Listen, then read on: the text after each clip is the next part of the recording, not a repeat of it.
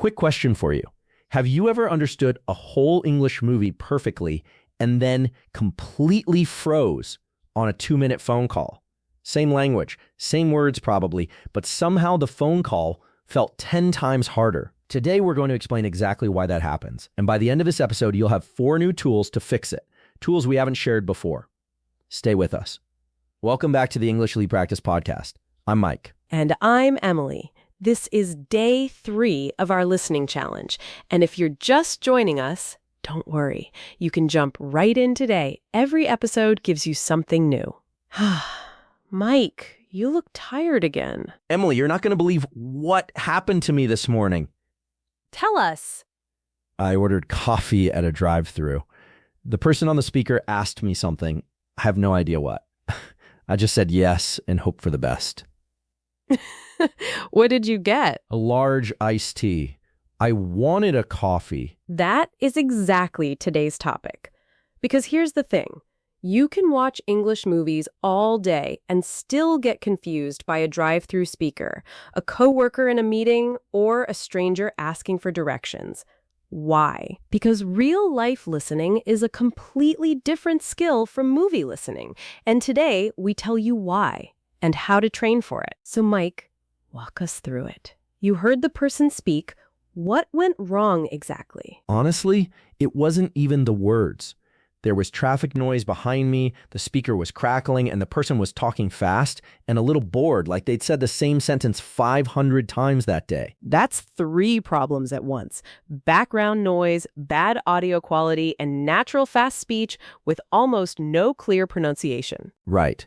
In a movie, the sound is clean, actors are trained to speak clearly enough for an audience.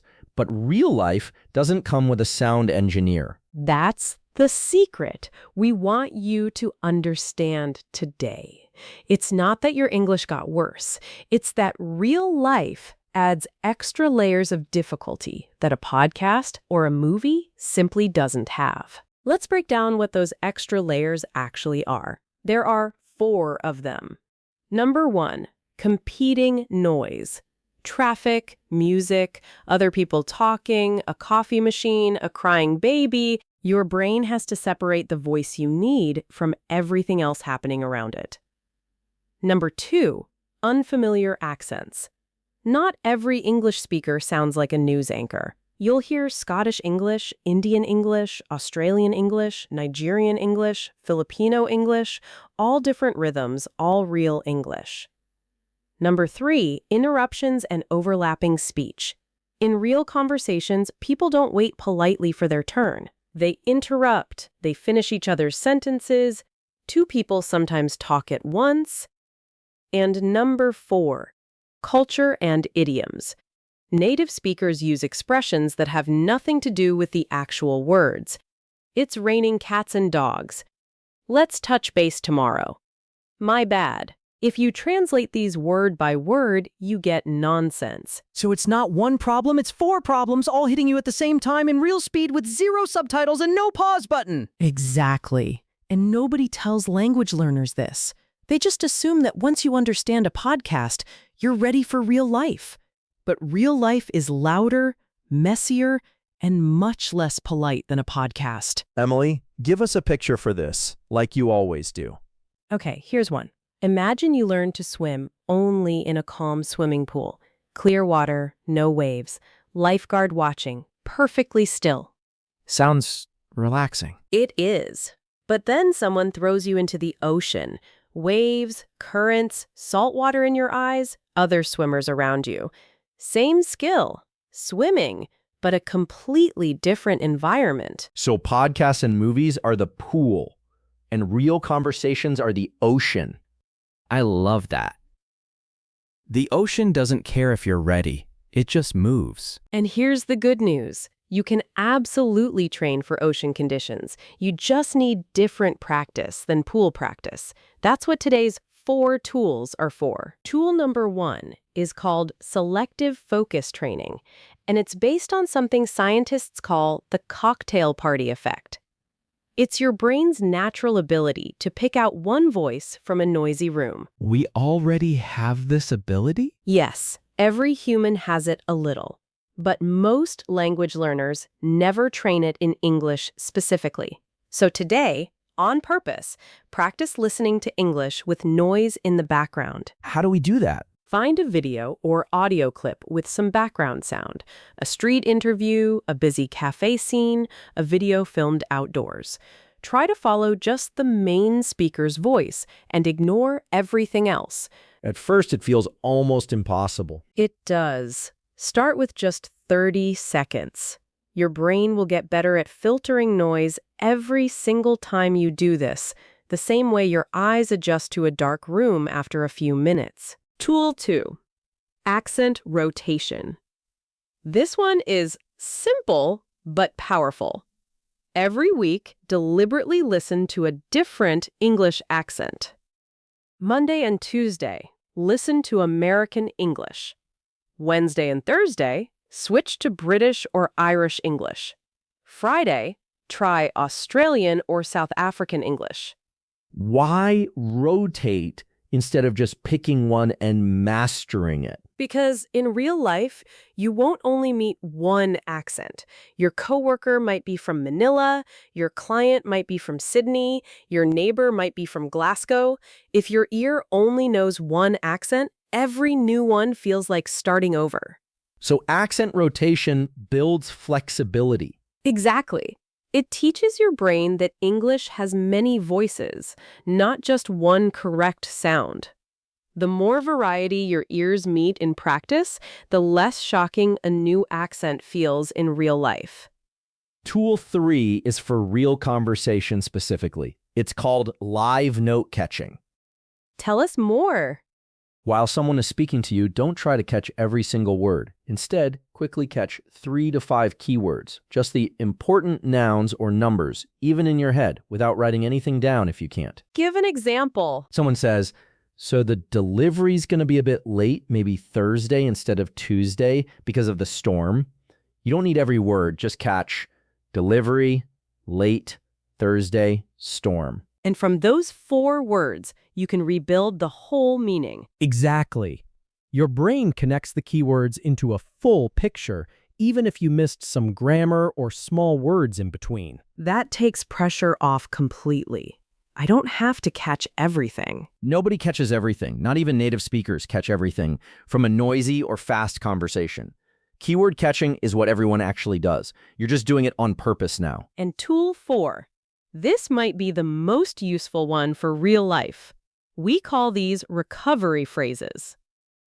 What are those? Short phrases you use the moment you miss something, so the conversation keeps moving instead of stopping in awkward silence. Give us a few. Sorry, could you say that again? I caught most of that. Just the last part again? Do you mean... That last one is smart. You repeat what you think you heard? Exactly, because it does 2 things at once.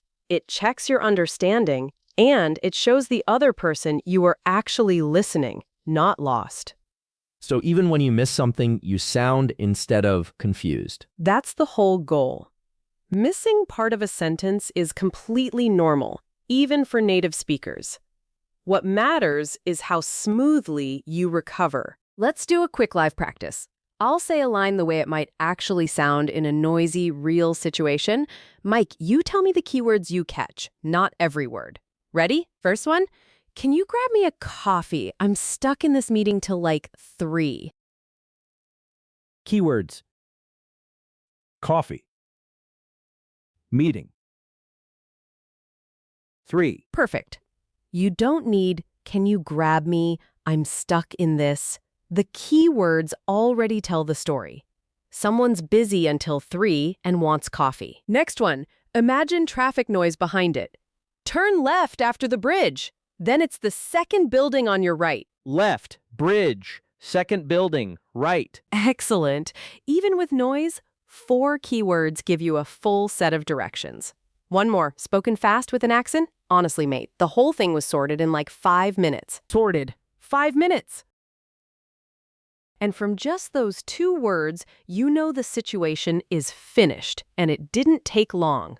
That's active listening in real conditions. Time for today's vocabulary. A few important words from this episode. Accent, the particular way a person or region pronounces English. Example, my coworker has a strong Australian accent. Interrupt, to start speaking before someone else finishes. Example, it's rude to interrupt, but it happens all the time in fast conversations. Mumble, to speak quietly and unclearly. Example, he mumbled the answer and I had to ask twice. Keyword, the most important word in a sentence that carries the main meaning. Example, I listen for keywords instead of every single word. Recover, to fix a mistake or misunderstanding smoothly. Example, she recovered quickly after missing the question. Let's use a couple. Emily, give me a sentence with mumble. My neighbor always mumbles when he says good morning, so I usually just guess and smile. Mike, your turn. Keyword. In a noisy restaurant, I just listen for keywords like the dish name and the price. Listener, your turn now. Pick one word from today and make your own sentence. Say it out loud right now. Here's your challenge for today. One word, one abuse experienceable, and it's a little different from day 2. Tell us. Find any short video with background noise, a street interview, a vlog filmed outside, a busy market scene. Watch it once. Instead of trying to understand every word, write down or say out loud just 5 keywords you caught. Then watch it a second time and see how much of the story you can rebuild from just those 5 words. You'll be surprised how much meaning 5 good keywords can carry. Let's recap today's big ideas. The secret. Real-life listening is harder than movie listening because of 4 extra layers: background noise, unfamiliar accents, interruptions, and idioms. The picture. Movies and podcasts are the swimming pool. Real conversations are the ocean. Tool 1. Selective Focus Training. Practice listening with background noise on purpose. Tool 2. Accent Rotation. Expose your ears to a new accent every few days. Tool 3. Live Note Catching. Grab 3 to 5 keywords instead of every word. Tool 4. Recovery phrases. Short lines that keep the conversation smooth when you miss something. One more thing before we go. If a real conversation ever leaves you lost, that doesn't mean your English failed. It means you just met the ocean instead of the pool. And now you know how to swim in it. That's beautifully said, Emily. We'll see you tomorrow for day 4. Keep listening, keep practicing, and be kind to yourself. Bye-bye. Take care.